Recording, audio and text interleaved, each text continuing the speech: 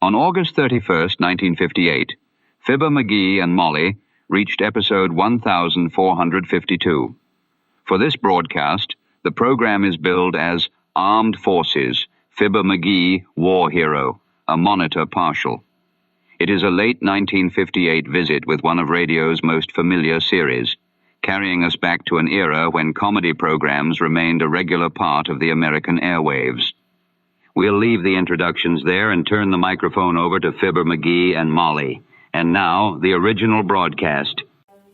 General Mills, makers of Cheerios, the oat cereal ready to eat, present Fibber McGee and Molly. Oh, McGee, not another houseplant. You've already got our house looking like a jungle. This is a botanical experiment, Molly. First midget redwoods, then grafting bananas on my philodendron, and that tropical flower that snapped at the Toops' cat, poor thing. Yeah, but Molly, this is practical. You see, I've got this wire coiled around this bushel of oats. Trains them to grow right into Cheerios, round like O's. You get it? Oh, McGee, you don't have to do that.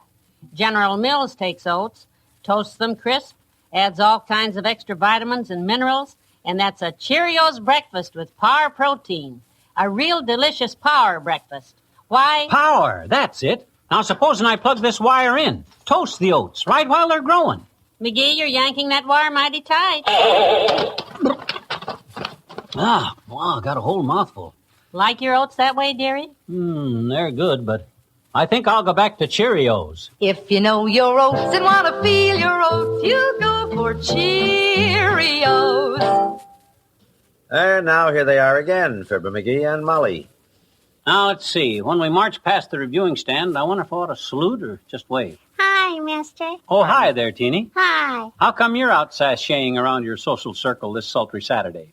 I saw you standing here in your Boy Scout suit, and I said to myself, if Mr. McGee builds a campfire, he'll probably toast marshmallows.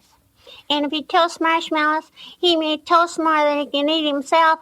And if he toasts more than he can eat himself, maybe a little girl who just happened to be there would get some. I'm afraid your calculations are all built on a faulty pumice, sis. This isn't a Boy Scout suit I'm wearing. It's my old uniform from World War I. Gee, I better go home and hide in the fruit cellar, I guess. Hide in the fruit cellar? What for? My daddy told me the Army wouldn't take men in your age group unless the outskirts of Wistful Vista were invaded. Well, your old man... Well, anyhow, never mind the pithy prattle of your paternal parent. On top of which, I'm not going back in the Army. I'm just going to march in the Armed Forces Day Parade this afternoon.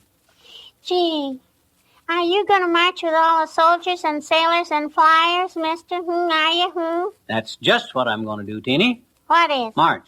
Who is? The soldiers and sailors and flyers. Where? In the parade. When? This afternoon. Oh, I'll bet you're not. You're just teasing me because you know I'll believe anything you say. No, I wouldn't tease a tiny tot like you, Teeny. Us heroes are all going to march. Oh, boy. Were you a hero? Well, I don't like to boast, sis. But it was I and a couple of other fellows who kept the Huns from hiring themselves into Hartford, Huntington, Houston, Hackensack, and the homey hills of Hollywood and various and sundry points in between. Gee, did you win the war all by yourself? Well, there were a few other people involved. But I was the one up there at the head of the line using my vast knowledge of military operations to outwit the Huns. After the war, the president called me to the White House and he said, Colonel McGee, the nation owes its victory to you. Gee, is that a colonel's uniform you're wearing now? Oh, well, no, not exactly. You see, my colonel's uniform is out at the cleaners. Somebody spilled soup on it at a recent banquet in my honor, and they were trying to climb over the table to get my autograph. Golly. I better go home and tell my daddy about this, I guess. Oh, well, now wait. I figured that the story of my exploits were just kind of between you and me, huh? What do you want to tell your daddy for? Because in the Korean War, he was only a captain, and he only shot down 53 enemy planes, and he only got the Distinguished Flying Cross.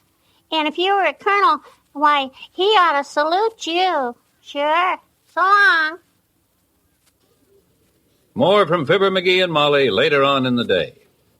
This has been Fibber McGee and Molly in Armed Forces, Fibber McGee, War Hero. Good night, and thank you for joining us.